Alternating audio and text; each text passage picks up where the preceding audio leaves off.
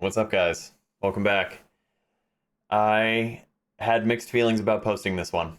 Um, it was an interesting mix. It was mostly reservation and dread, and I've had a couple weeks to process this now, and I'm really hoping going through the video, doing commentary with you all, is going to help me process it. This one, I'm just going to jump into it here. I am playing one of the better players in the area. So his name's Chris. Super good guy.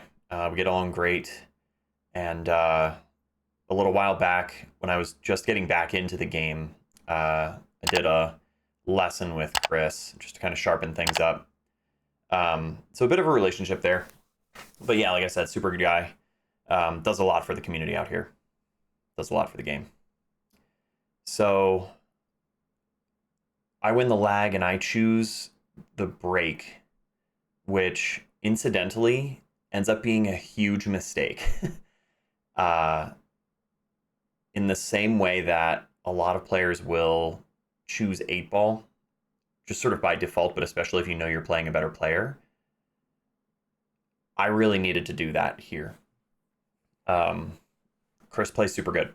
He's just below a 700 Fargo, but honestly, the Fargo to me, his rating does not seem super accurate. He plays a good sight above a 700, I'd say.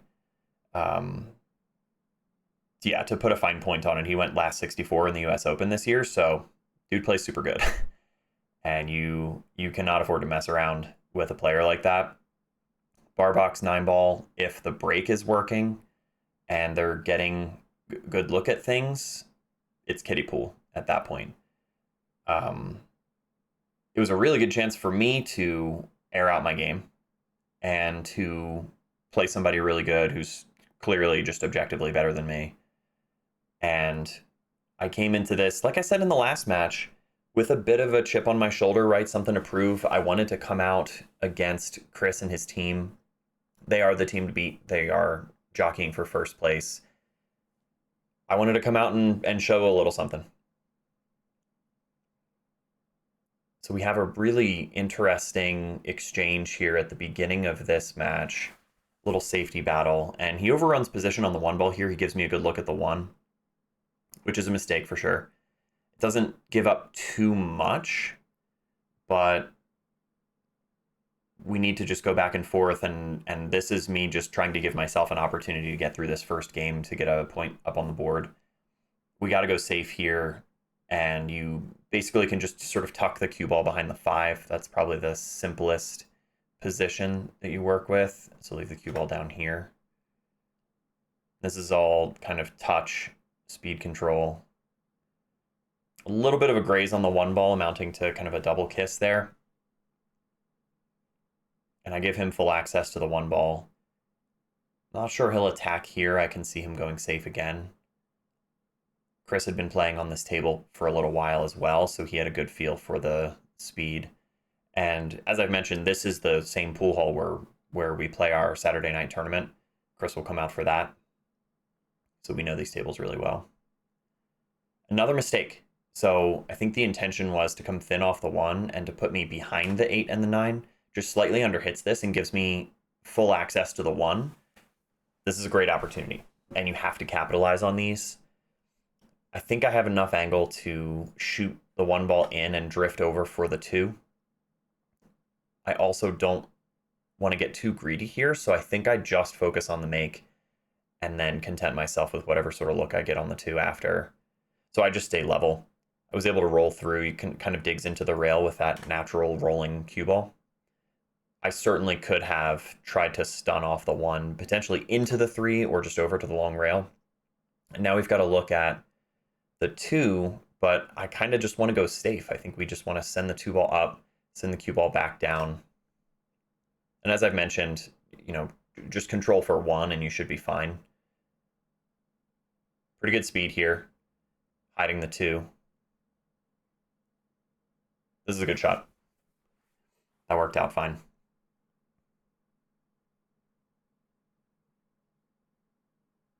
It's jumpable, I believe. He could clear the 4 and clip the side of the 2, but it's missable that way. I think he just goes sort of a long table kick. Yeah, a bit of spin here, left spin. Something else I'd be curious to hear from you guys about is the use of earbuds. Chris uses them. I think he was trying to make that ball. Chris uses them all the time. Any kind of serious competition, he's got the earbuds in. And for my part, mixed feelings about this as well. I've played with earbuds in money games, some kind of lighter competitions. When I was in Vegas, I was playing in some minis and I would try out the earbuds. I really like them in the sense that they do help you get into the zone. You can just kind of enjoy your music, tunes things out. But I've got this like a bit of a kind of compunction about using them because it feels like a crutch. Like I'm not fully experiencing the environment and that I'm relying on something to help me get in the zone. I'm just kicking at the two ball here, by the way. I just need to make a good hit on this and just overspin it. I should not have touched that cue ball. That looks like it was rolling into the four. Maybe it wasn't. Grab that a little early. But bit of a cluster to deal with here. The 6-2, 5-7. But I believe as long as he gets the 2 out of there, it's going to open things up. The 5 should still go. Yeah, do you just play a combo? Roll the 2. You want to roll the 2 pretty full into the 3 ball so that it stays in the side pocket. If you cut the 3, then the 2 ball goes up the rail and the cue ball is going to end up close to the center of the table and you're not going to have much of a shot. So he went full enough to cut the 3 on the opposite side. The 3 is pretty much always going to go. And now he's got open access to the 2. But yeah, I'd be curious to hear what you guys think about using earbuds. Obviously, in some formats, it's not even loud. So you can't consider it there. He's got to get tidy on this 5 ball to make sure he can get around for the 6. Just plays a stun draw off it, make sure that he is on the top side of the 5. That can get a little weird. If you get up too high, you're going to hook yourself, but he's got access to the 5. Come back around for the 6 on the same side. Underhits this one a little bit, but he's still fine. You can come up table, end up above the 7. And he's probably looking at a combo on the 8-9. I can't imagine he would want to go short side on the 8 and play it down here.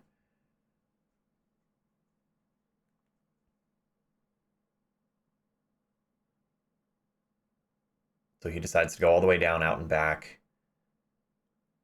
And those just tend to feel good. I think you're letting your stroke out a little more instead of trying to underhit the 6 and stop it up in this area for the 7. Just play it closer to your feel-good stroke.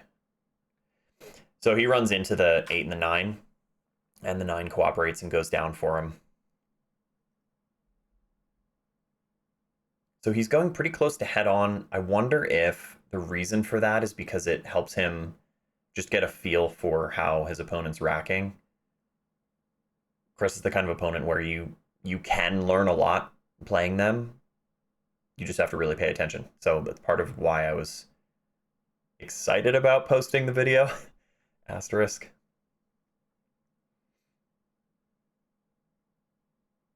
I don't know if he'll attack here because the shape from the 1 to the 3 is not guaranteed. Simple safe, he keeps me behind the 5 and the 6. This is very jumpable, especially dart stroke. I do think that's what I go for here. You could kick at this. It's a big target because it's so close to the rail. Hitting anywhere down there. Yeah, I immediately look at the kick, which makes sense. I really don't mind the kick. I think I end up going for the jump, but I wonder if the kick was the right shot. I think especially with my kicking system, this would be a pretty natural kick with a chance to make it. I wonder if the consideration for the jump is hitting the 1 or kicking the 1 in. You're not guaranteed to get a look at the 3, so you might just end up hooking yourself again. If you jump, dart jump, you get over the 5, come full into the 1, then hopefully you're sending the 1 back up table. Player preference, I guess, at that point. This should be pretty hittable for me, though. Bit awkward. little too hoppy. And slightly off. Just the aim was slightly off there.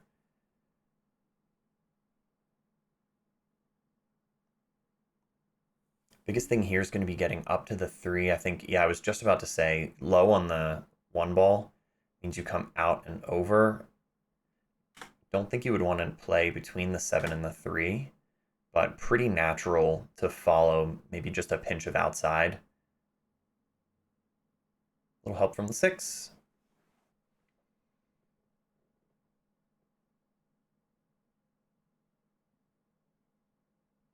Getting on the 4 is touchy. You want, naturally, the cue ball you want to get out this way or up this way. So does he come out and back playing into this window? Yeah, that seems pretty safe. It's a big area down there, and even though he's on the wrong side of the 4, this actually helps him get across for the 5. 5 can go in the corner where he's bridging right now. I'm not sure if it goes on the side or not. So he held it to play into the 5-6, which is interesting. This shot was fascinating too. I'm not entirely sure what he goes with here, but I wonder if, thinking back on it, if the 6 was partially blocking the 5, because he ends up sort of jacking up on this 5 ball, almost as if he's jumping the cue ball into the 5 to cause the 5 to jump over the 6. Definitely a jump on the cue ball. I need to ask him about it, because I was curious about why he chose to do that. It looked like it went clean. And nudge on the 6 means that he's got to take a cross-side bank, but that's not going to be a problem.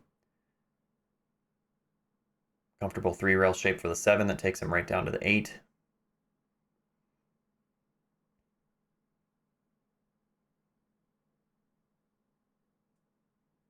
That's how you do it, guys.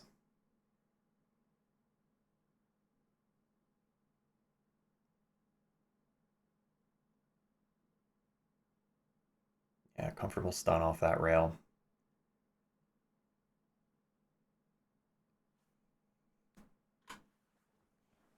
Puts him up 2. He's attempting the same kind of break here, but I know that later in the match he does change his break a little bit. Didn't look like the best rack, to be honest.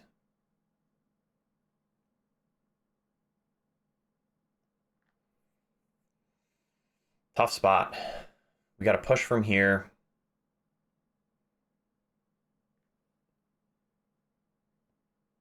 You do not want to push to an offensive option with most players, let alone a Chris.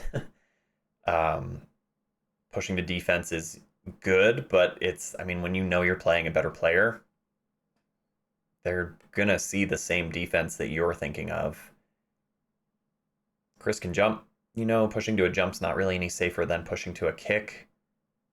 I think I'd like my chances on pushing to a kick better than a jump. I think he probably jumps better than I do. So I'm just looking at getting it close to that long rail. But I underhit this one. Yeah, I was bridging over the 2. Yeah, just give it like a little nudge. I definitely wanted to get a bit farther, but leaving the 2 ball there. He passes it back to me. So we're just looking at a kick on the 1. The 1's makeable here, and if you hit it full enough, you're pretty likely to end up in the center of the table to get at least a look at the 2.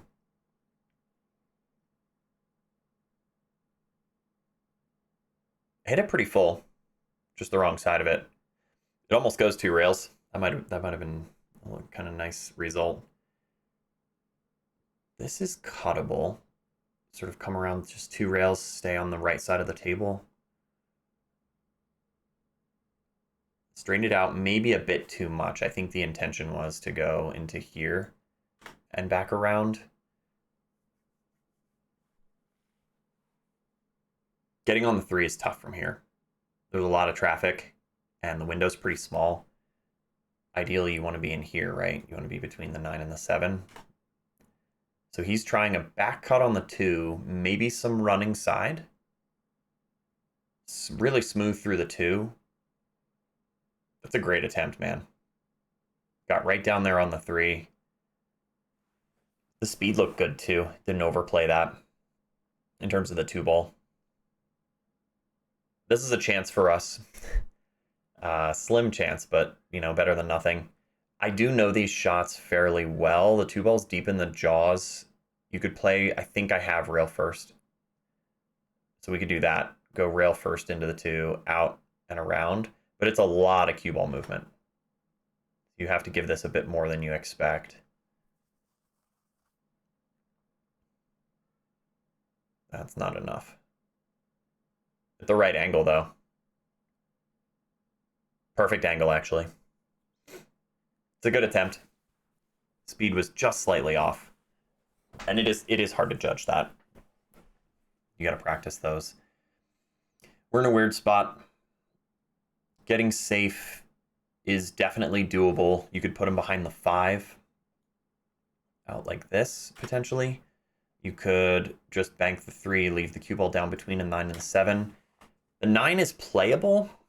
I go for the 9 here, which I don't love. I think it's my second just mental error of this match, is I try to just play off the 3 as a two-way shot, knowing that I'm sending the 3 away from the cue ball. Play into the 9 with the hopes that it's going to leave the cue ball down by the 9 ball. And I just way undercut the 9. Needed to go really full into that 9. And it was unlucky, too, that the 3 ball caught the point and dressed up for him. Naturally, the 3 ball wanted to go up table. I don't think it really would have saved me anyway, because it would have probably ended up in here somewhere.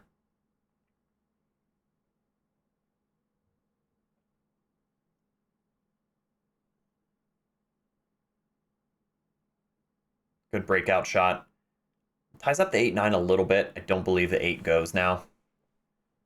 So he'll have to find a way to recover from that.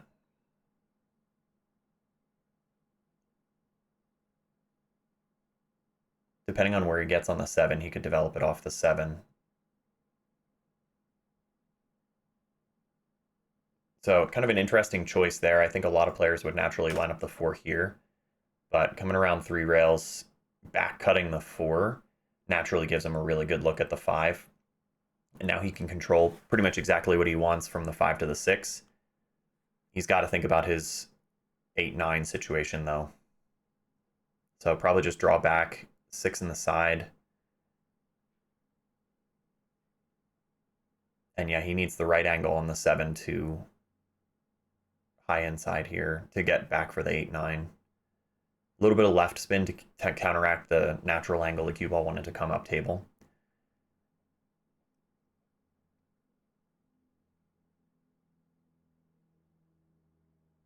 Yeah, it's well played. That can go wrong for sure, but it opened up perfectly, and he's got a look at the 8, and he can just hold the cue ball here for the 9. But he's so comfortable, you know, he's so relaxed out there. No fear. It's exactly that competitive mindset thing that I've talked about recently. You know, he looks like he's practicing kind of thing. Changes his break just slightly.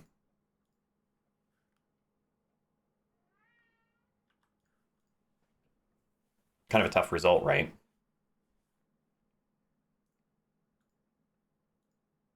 So big picture, we are not getting a lot of looks at the table. The chances we're getting are really demanding, like the 2 to the 3 in the previous rack. It's playable. I had my chance, right? And even though I didn't get where I wanted to be on the 3, I had options on the 3 ball. Not complaining, to be clear. Like, this is the game. This is how the game is supposed to be played, right? And I'm not upset about that aspect of it at all. What will come through in my voice today, I think, is just disappointment in myself.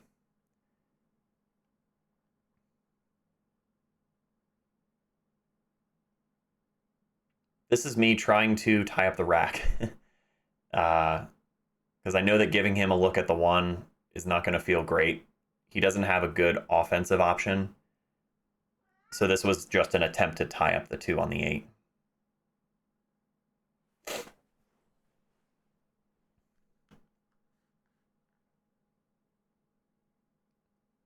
That's a great touch. Just leave me on the 7. also pushing the 1 into a playable spot. He put me on the 7 in such a way that I don't have the natural line to kick into the 1. I think I end up having to elevate and masse down into the cue ball to get it to go close to the 1.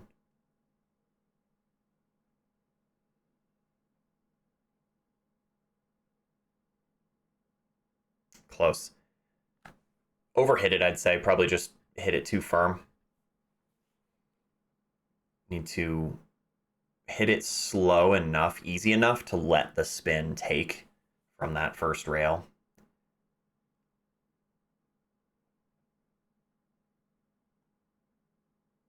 It's a tricky out. If he gets out from here, that'd be super impressive. I don't remember specifically what happens here, but the 3 has a really small window. I think a lot of players might naturally line up a safe from the 3 in some way, unless he can develop it off the 2 ball. Probably taking the 2 in the top left corner to then get down table for the 3. This is keep it simple. He might not be perfect on the 2.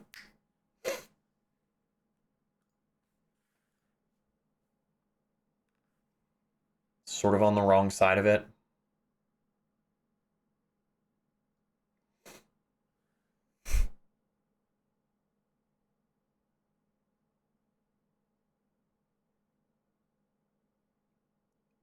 That's a sweet shot. So he goes for the 2 in the side because it then plays into the 3 ball. A little risky in the sense that you're turning the cue ball loose, but he ends up with a look at the 3.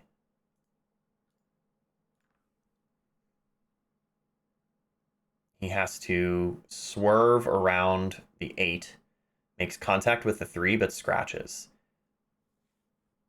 Another opportunity. This is a huge opportunity because now the rack is much more open and we have ball in hand.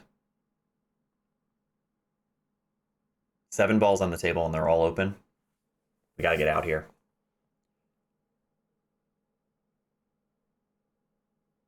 What I have to decide is my window for the 4. This is a big area and the 4 is playable from anywhere over there. I also look at going down table, but I don't really love getting below the 4 for the sake of getting to the 5. I think looking at it now, this is the proper window. If you overplay it and you end up coming out here, it's still workable to play the 4 and come across table for the 5, but I think I'd rather be right here.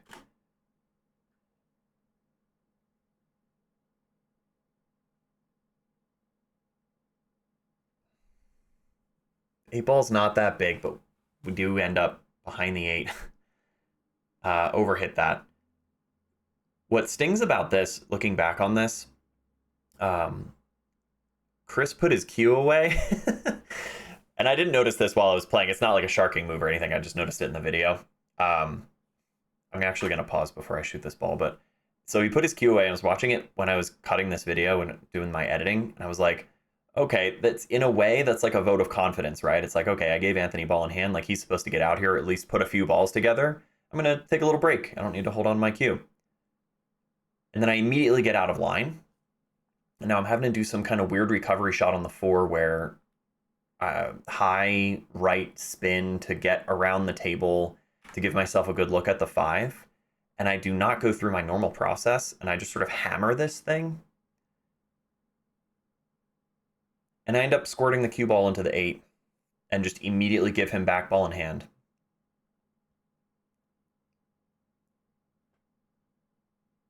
That one hurts. That one makes me feel pretty bad.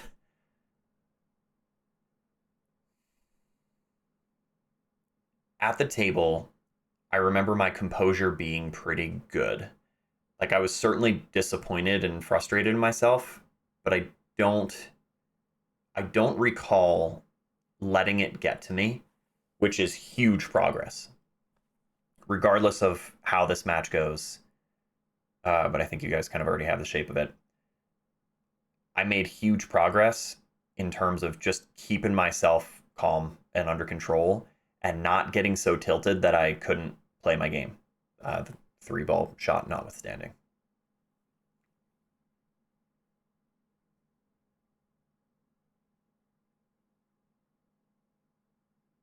He played that in kind of an interesting way. I might naturally have thought about coming around for the 7, but he sort of floats it out. And now he's got a touchy play on the 7. He basically has to just roll this in and play short side on the 8. Shouldn't be an issue, to be clear, but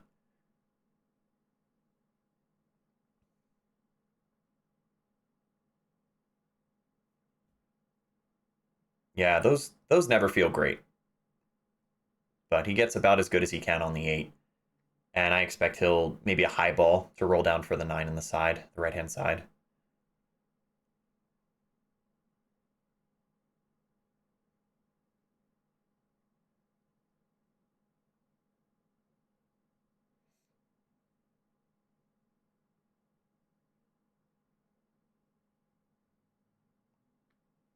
Kiddie pool, especially when you give him ball in hand. Let's not do that anymore. Changed his break, breaking from the left side rail. Gets a really good result.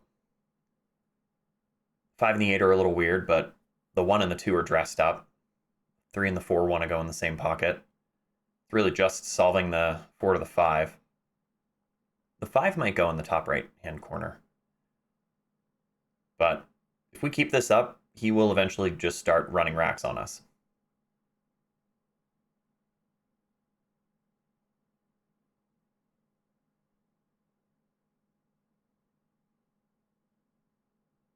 Pretty natural here from the 1 to the 2. You just have to pick your window on the 3.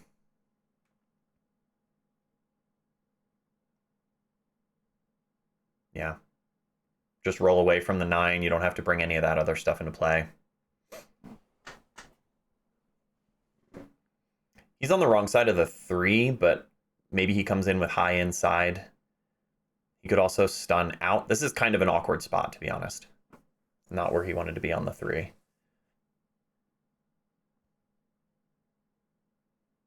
High inside, but overcut it. Maybe a bit more deflection than he was expecting. And now things are a little tricky.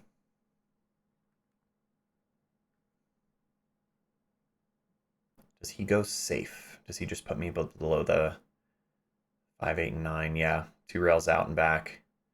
It's a good play. Perfect speed.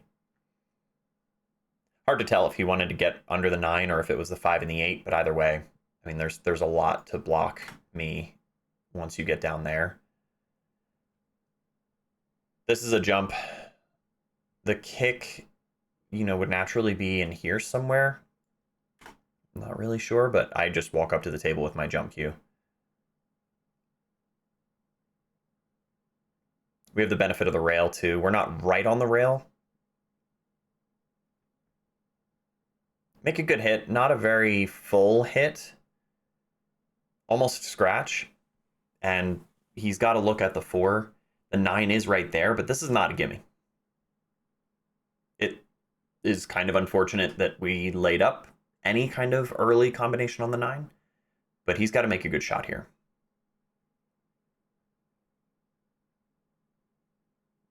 So jacking up a little bit, kind of firmer into the 4, but with a very smooth touch, knowing that the 4 was going to be safe if he missed, I'm pretty sure. So bad luck on that one.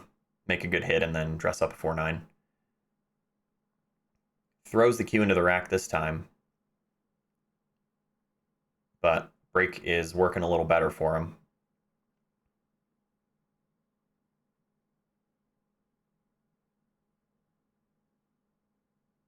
Thin on the 1, but he's got options. The 3-5 combo is not terrible if he does end up in here. Coming across table would be tricky. The 3 doesn't go past the 8, and you don't want to try the 3-8 combination. I can't imagine that he would want to try to get back up table for the 3 in this side. Rolling through the 1 ball is not really an option because the 9 ball's in the way. So he might just make the 1 and then look at the 3-5. He's able to get away from the 4, which is good. I don't like the combination as much now from where he ended up. But I think he plays the carom of the 3 off the 5, which is just an awesome shot that I would not normally consider. And I need to think about more. So learning moment for me. The only problem with that is you send the 5 ball wild, but I guess it doesn't really matter as long as you get a look at the 4. Doesn't matter in this case. And other times it might.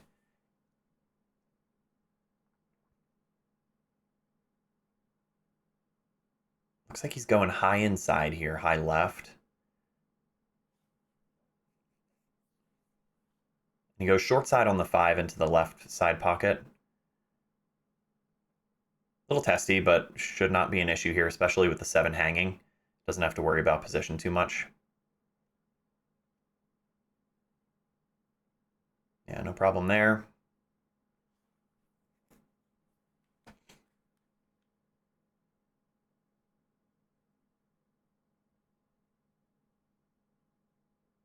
High inside again. Pretty tidy position on the 8. Roll through this to get back down table. Yeah, this is a high ball. Touch of inside there as well. Kiddie pool.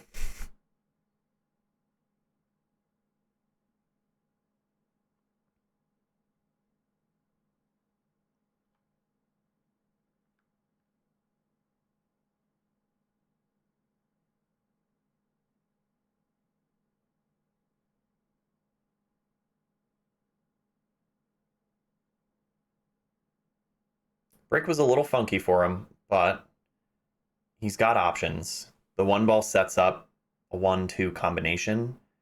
He does have to be careful about not moving the 7 too much when he plays the 1, because the 7 could get tied up. If he rolls through the 1, he also has to be mindful of where the cue ball ends up. So sort of touchy here at the beginning, but very playable. Does he just draw? Let's see. So he didn't worry about the 7 that much. Maybe it was not going to be that much of an issue. And plays the 1 into the 2, but not very full into the 2.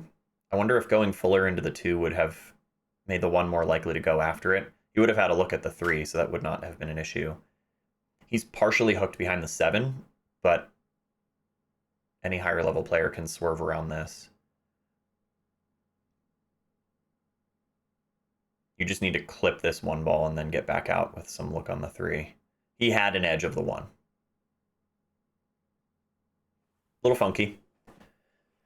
4's hanging, and this is the 6 down here. The 6 is hanging. This one was interesting too, because naturally I think I would line up to kick in the 4 off the 3.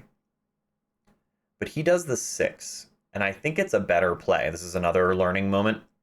Playing the 6 makes more sense because you're going to leave the 3 here. The 6 is easy to make from pretty much any way you hit that 3 ball. And now, because the 3 is there and the 4 is hanging, you're always going to have something else to play at. Whereas if you had gone into the 4, maybe the cue ball stays down there, maybe the 3's in a weird spot. Like, woohoo, you made the 4, but you can't really do anything with it after. That was also very well played because he went not perfectly full into the 4 and leaves the 3 there. Little head shake. He doesn't love that for some reason, but I think it's pretty simple to just draw off the 3 and get back up table for the 5.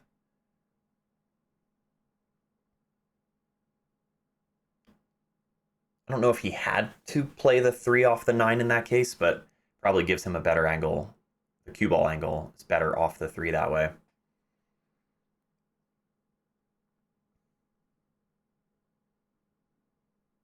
Super smooth. Perfect shape on the 7 to get back up for the 9.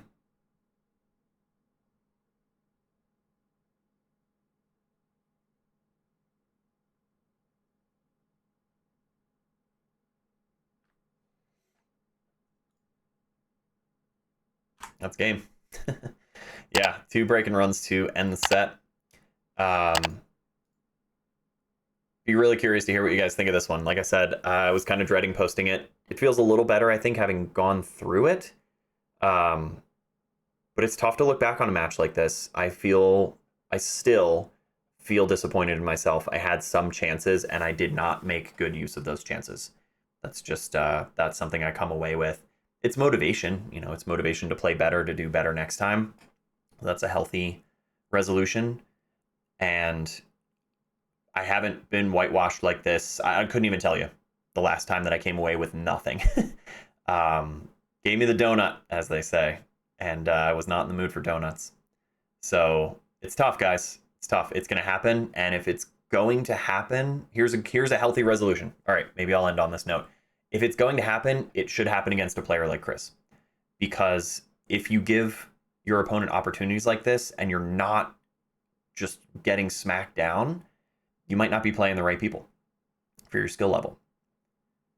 I got to try to stick with that. I got to try to just come away with that and feel that way about it and just move on, just play another game. Tomorrow's another day. So thanks for sitting through this one. Thanks for just sitting here with me and watching Chris play a little bit.